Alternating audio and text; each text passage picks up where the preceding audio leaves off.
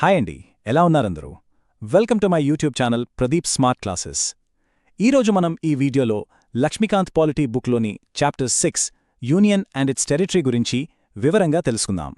ఈ చాప్టర్లో మన దేశం ఎలా ఏర్పడింది, రాష్ట్రాల సరిహద్దులు ఎలా గీశారు, కొత్త రాష్ట్రాలు ఎలా పుట్టాయి, ఇంకా ఈ మార్పులు చేసే అధికారం మన రాజ్యాంగం ఎవరికిచ్చింది, ఇలాంటి చాలా కీలకమైన విషయాలు మనం నేర్చుకుంటాం.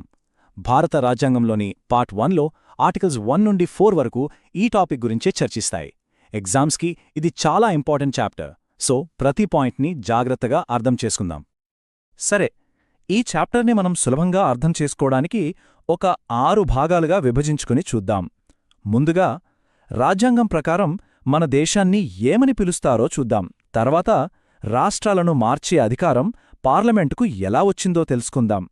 మన దేశ భూభాగాన్ని వేరే దేశానికి ఇవ్వచ్చా లేదా అనే దానిపై ఉన్న రూల్స్ ఏంటి, ఆ తర్వాత సంస్థానాలు మన దేశంలో ఎలా కలిశాయి, ఆ తర్వాత రాష్ట్రాలు, కేంద్రపాలిత ప్రాంతాలు ఎలా ఏర్పడ్డాయి, ఇవన్నీ చూసి చివరిగా ఎగ్జామ్స్ కోసం ఏవి ముఖ్యమో రివైజ్ చేసుకుందాం.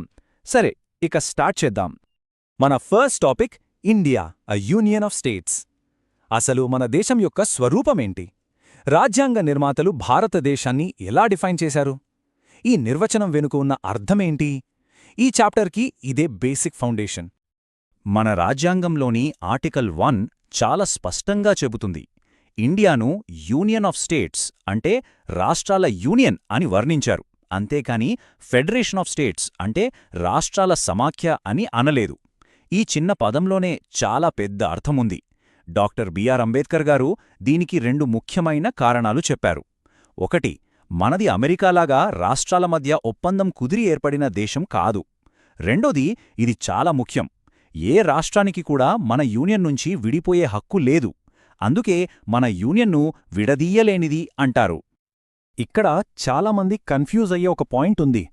దీనిపై ప్రిలిమ్స్లో తరచుగా ప్రశ్నలొస్తాయి. అదే టెరిటరీ ఆఫ్ ఇండియాకి, యూనియన్ ఆఫ్ ఇండియాకి మధ్య ఉన్న తేడా. చూడండి, యూనియన్ ఆఫ్ ఇండియా అంటే కేవలం మన రాష్ట్రాలు మాత్రమే వస్తాయి. కానీ టెరిటరీ ఆఫ్ ఇండియా అనేది ఇంకా పెద్ద పదం. దీనిలో రాష్ట్రాలతో పాటు మన కేంద్రపాలిత ప్రాంతాలు, ఇంకా భవిష్యత్లో మనం ఏవైనా కొత్త భూభాగాలను సంపాదించుకుంటే అవి కూడా వస్తాయి.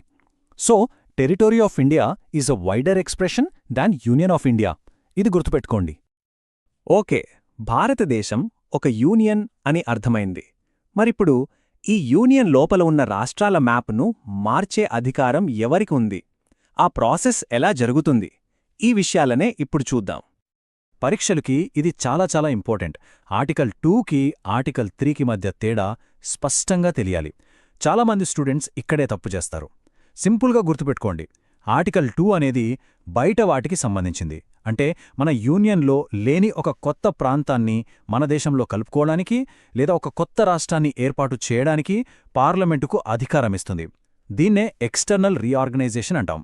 ఇక ఆర్టికల్ 3 అనేది లోపల వాటికి సంబంధించింది. అంటే మన దేశంలో ఇప్పటికీ ఉన్న రాష్ట్రాల సరిహద్దులను మార్చడం, వాటిని విభజించి కొత్త రాష్ట్రాలను ఏర్పాటు చేయడం లేదా వాటి పేర్లను మార్చడం, ఇవన్నీ ఆర్టికల్ 3 కింద వస్తాయి. దీన్ని ఇంటర్నల్ రీఆర్గనైజేషన్ అంటాం. మరి ఆర్టికల్ 3 కింద ఒక రాష్ట్ర సరిహద్దులు మార్చాలంటే ప్రాసెస్ ఏంటి? 2 కండిషన్స్ ఉన్నాయి. మొదటిది, అలాంటి బిల్లును పార్లమెంట్లో పెట్టాలంటే ఖచ్చితంగా ప్రెసిడెంట్ యొక్క ముందస్తు అనుమతి ఉండాలి. రెండవది, ప్రెసిడెంట్ ఆ బిల్లును ఏ రాష్ట్రానికైతే సంబంధం ఉందో ఆ రాష్ట్ర శాసనసభకు పంపి వాళ్ల అభిప్రాయం అడగాలి. అయితే ఇక్కడ మనం గుర్తుపెట్టుకోవాల్సిన అసలైన పాయింట్ ఏంటంటే, ఆ రాష్ట్ర శాసనసభ చెప్పిన అభిప్రాయాన్ని పాటించాల్సిన అవసరం ప్రెసిడెంటుకు గాని పార్లమెంటుకు కానీ లేదు. వాళ్ల అభిప్రాయాన్ని పక్కన పెట్టి కూడా బిల్లును పాస్ చేసే అధికారం కేంద్రానికి ఉంది. ఈ వాక్యం చూడండి, మెయిన్స్ ఆన్సర్ రైటింగ్కి ఇదొక బంగారం లాంటి point. India is an indestructible union of destructible states. అంటే భారతదేశం విడదీయరాని యూనియన్, కానీ విడదీయగల రాష్ట్రాల కలయిక. దీనర్థమేంటంటే కేంద్ర ప్రభుత్వం మన దేశం మ్యాప్ను తిరిగి గీయగలదు, రాష్ట్రాలను విభజించగలదు, వాటి ఉనికినే మార్చేయగలదు. అందుకే రాష్ట్రాలను డిస్ట్రక్టబుల్ అంటే వినాశనం చేయగలవి అన్నారు. కాని ఏ రాష్ట్రం కూడా యూనియన్ నుంచి బయటకు వెళ్లలేదు. అందుకే యూనియన్ ఇండిస్ట్రక్టబుల్. ఇది అమెరికాకు పూర్తి ఆపోజిట్. అక్కడ రాష్ట్రాన్ని కూడా మార్చలేరు, యూనియన్ను కూడా మార్చలేరు. ఇప్పటిదాకా మన దేశం లోపల సరిహద్దులు మార్చడం గురించి చూశాం. కాని ఒకవేళ మన భూభాగాన్ని వేరే దేశానికివ్వాల్సొస్తే పార్లమెంటుకి ఆ పవరుందా? ఇది చాలా ముఖ్యమైన రాజ్యాంగపరమైన ప్రశ్న. దీనికి సమాధానం కొన్ని సుప్రీంకోర్టు కేసుల ద్వారా మనకు దొరికింది. అవేంటో ఇప్పుడు చూద్దాం.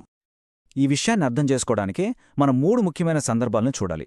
ఫస్ట్, 1960లో బేరుబారి యూనియన్ కేస్. ఈ కేసులో సుప్రీంకోర్టు ఏం చెప్పిందంటే, మన దేశ భూభాగాన్ని వేరే దేశానికి అప్పగించాలంటే ఖచ్చితంగా ఆర్టికల్ 368 ప్రకారం రాజ్యాంగ సవరణ చేయాల్సిందే అని చెప్పింది. దీనికోసమే 9వ రాజ్యాంగ సవరణ చేశారు.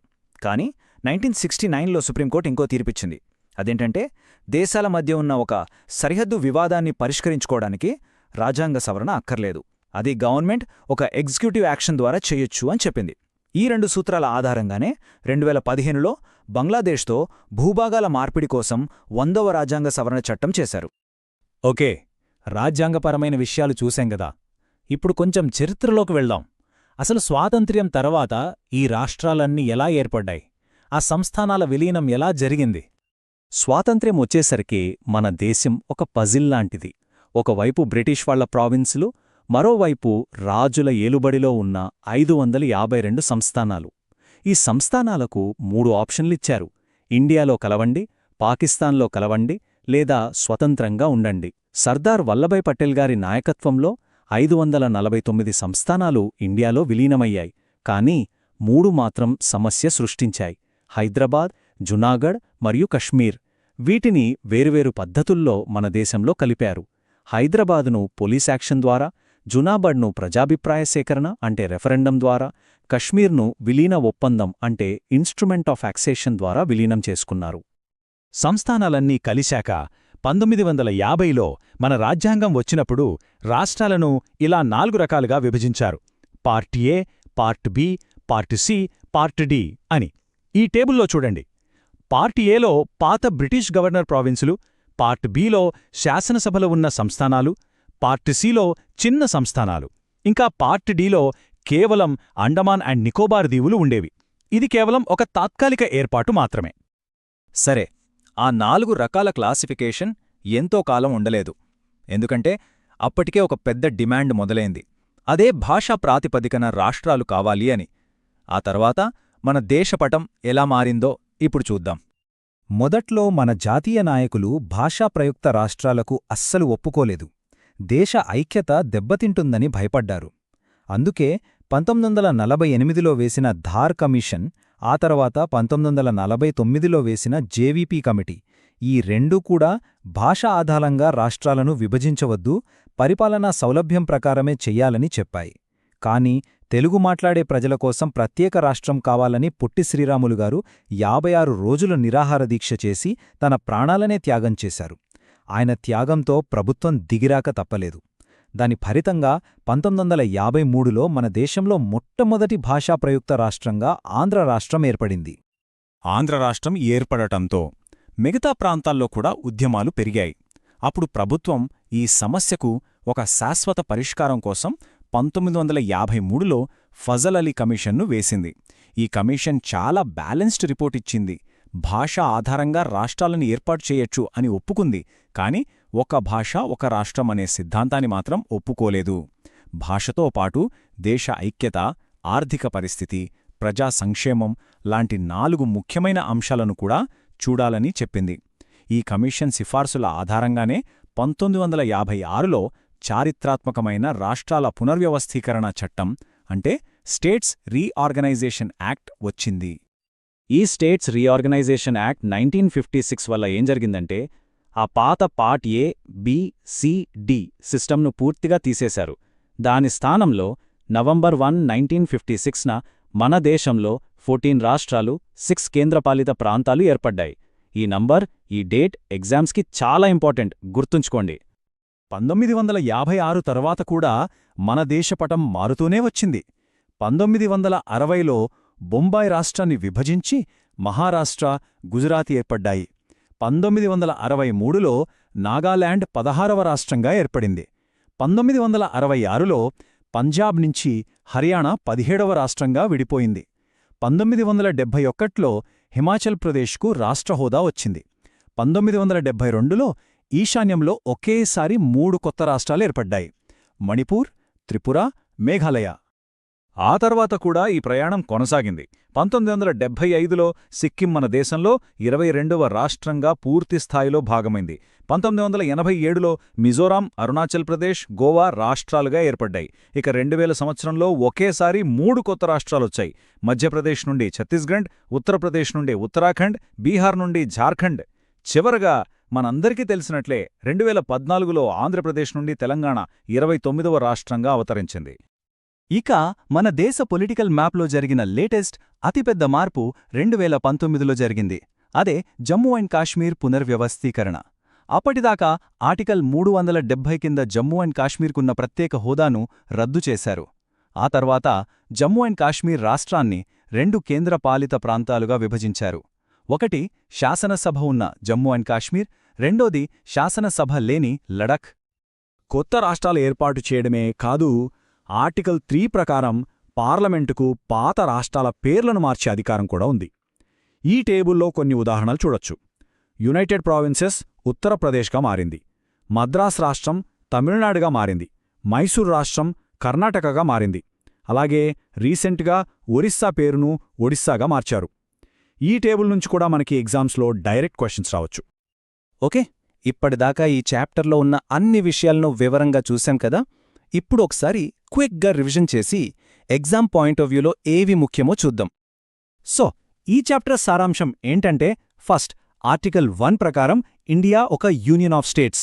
సెకండ్, ఆర్టికల్ 2, 3 ప్రకారం రాష్ట్రాల మ్యాప్ను మార్చే పూర్తి అధికారం పార్లమెంటుకే ఉంది.